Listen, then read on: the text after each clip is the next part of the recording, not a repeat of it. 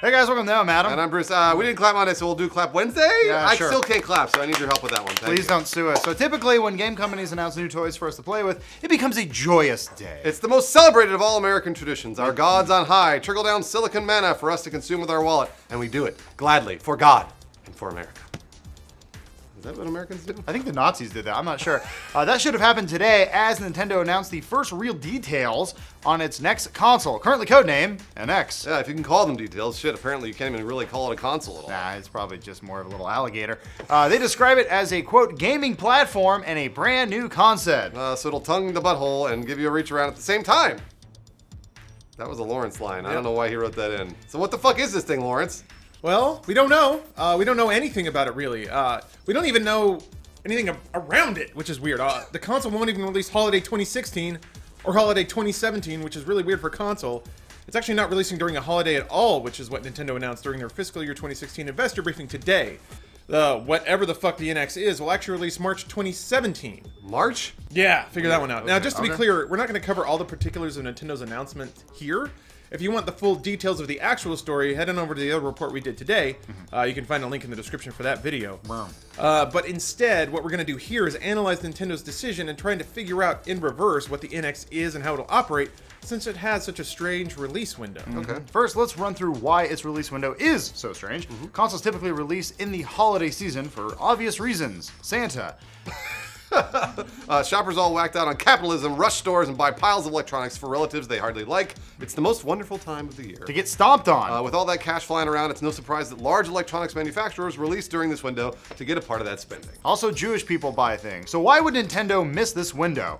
Question mark? Well, there are a couple of easy guesses. For starters, Nintendo may want to build up more NX inventory before putting them on the market. Yeah. Delaying 3 months will give Nintendo more time to pack and ship NX units, whatever they are. Like I said, might be a crocodile. Yeah, on the same note, a delay of this nature gives software developers some more time to polish up launch titles. To this point, rumors have suggested that porting games to the NX is extremely easy, which would seem to contradict this speculation. It is possible that Nintendo learned a stiff lesson from the Wii U, which launched with a few games and followed up with even less. We had Nintendo Land and New Super Mario Bros. U were the only first-party titles available, along with a bunch of not-so-hot ports like Darksiders 2 and Assassin's Creed, everyone's favorite games. Nintendo may have pushed the release by 3 months to tack a few more games onto the NX's launch, which would be a smart move given how the Wii U launched. But there is more to this release window that makes it even more puzzling, right, Lawrence? Yes, and this is when it's going to start to get a little thick, so we'll try to walk through it in a way that is at least intelligible. So the only reason we can see that Nintendo would pick March 2017 for release is that it puts it right inside Nintendo's fiscal year 2016. 2016. So, yeah. Oh, 2016. So if you don't know what fiscal years are or why they matter, here's a kind of a quick primer. I'll try to make this simple because, God, I fucking hate this shit. All right, companies operate on fiscal years, which are not calendar years. Those are the blocks of time they use to report fiscal health to their investors. Every time a fiscal year concludes, there's this grand report, which actually just happened for Nintendo for fiscal year 2015. Right?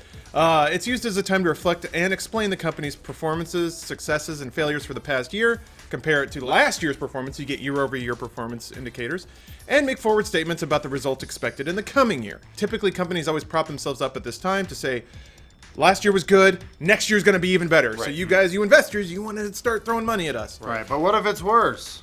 Then you have to explain it away and say there's no reason that's going to happen again. Usually it's like, oh, we were investing in the business. Like, that's just expected. It's going to happen that way. Don't worry, everything's going to turn around. Got you. Lie. Yeah, basically. Artfully reconstruct. Yeah. So as a result, it is no surprise that companies will move their product release around to make these results look as healthy as possible. This makes them look better to potential investors, which in turn secures them more investment capital to continue to expand as a company. Yeah, so here's the strange part. Nintendo is releasing the NX right on the tail end of fiscal year 2016. 2016. Which means it doesn't have the time to accrue big sales and revenues before the fiscal year ends. Traditional consoles not only release in the holiday to grab a chunk of that holiday cash, but also to be on the market long enough to get a good sense of the revenue derived from those product releases. So why would Nintendo choose to release this console near the end of a fiscal year, even though it won't have enough time to earn the money needed to look good to investors?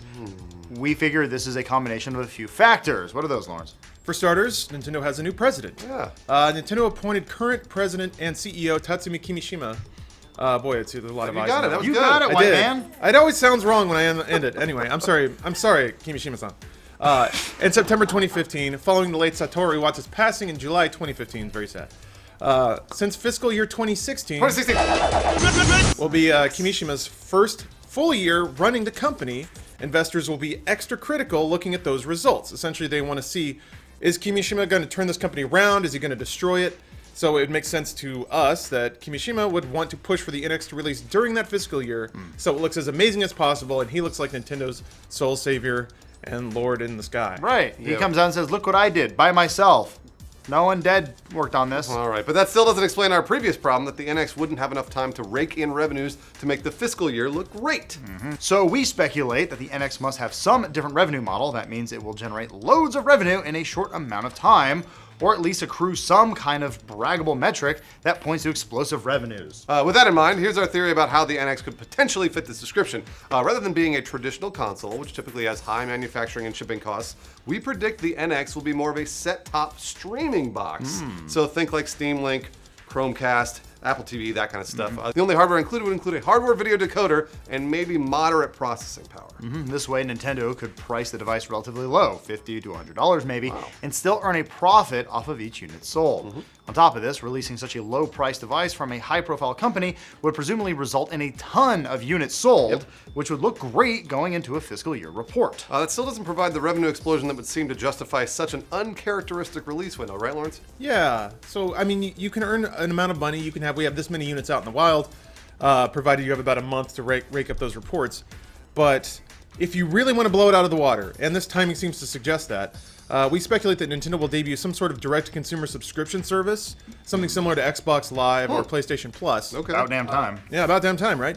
They've been holding off on it for a reason. I speculate it's because they've been waiting for the right time, the right combination of hardware factors. I don't know. Maybe you could call it Nintendo World or something like that. Nintendo World. Yeah, Nintendo World. I don't think they would move multiplayer behind that wall, but I'm thinking something more like a $15 monthly subscription that would probably replace Virtual Console, only available through the NX. Yeah. Right. Gives you instant streaming access to Nintendo's entire back catalog of software. So for $15 a month, you can play any Mario anytime you want on your NX. Whatever the hell that ends up being. I mean, in the world of Spotify and Netflixes, this kind of only makes sense that game companies will eventually go this way. They tried it with things like OnLive and Gaikai, and we've been speculating here for years that this is eventually where it would go. Yeah. So not only would that concept sell a bunch of units, but it also accrue loads of subscribers. Then Nintendo would have units sold and an early estimate for monthly active users that they could then use to project revenues for fiscal year 2017. It's more like a service instead of a piece of hardware. Right. And with a deal like that, they'd have shitloads of revenue that would not only make 2016 look like a dramatic turnaround for the company, but make 2017 look like an irresistible goldmine for investors. And that way, Nintendo President Kimishima-san looks like Jesus incarnate. Nintendo wouldn't be able to count all the money they make. Notice when they bow, they put their hands together, like for Jesus. What? Jesus doesn't do that. He doesn't do that Jesus at all. Doesn't Jesus do this? Maybe the Japanese Jesus start does doing that He now. does lots of stuff. To be clear, this is all pure speculation, but by our analysis, it does justify what's shaping up to be a very, very strange launch for Nintendo's next console? Dongle? I think my shoulder's cracked. Should get that checked out. So even though we completely made it up, does that sound like something that might be good to you guys? Yeah. A streaming Nintendo console with a subscription model, yes or no? I mean, I've bought Mario 64 about 6 times at this point, so they've double dipped on me enough. So yes, I mean, what's a fucking 7th dip? Why not? Well, Lawrence, you love buying consoles, though. I do! I I can do, tell- Lord help me, I do. I can tell you what, I am not buying a $100 Nintendo box. That's for fucking sure. What if Why it's not? just like a cool Nintendo controller with a little HDMI dongle that you hit a button, it pops out, you plug that into a TV, and then you're playing Mario wherever you want? I mean, like, I'm down.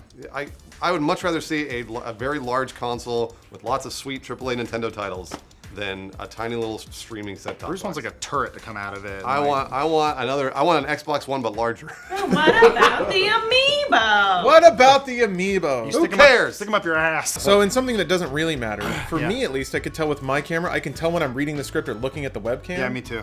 Yeah, is there any, aside from just trying to keep the script near the top of the screen, Yeah, I think you're doing what you can. Yeah, you are at a significant disadvantage because you have to look down to read the words. Yeah. hey, looking down. Maybe we get you a prompter on that computer. Yeah, a webcam prompter. This little box that goes over the webcam. It's like teetering on Adam's monitor. I have to like hold it up. Well, that's why it was always easier when you were just inside the computer No. What? because of the delay. The delay was rough. There were a lot of weird Skype problems that you guys never really knew about. Yeah. No, he always I suffered in silence every day.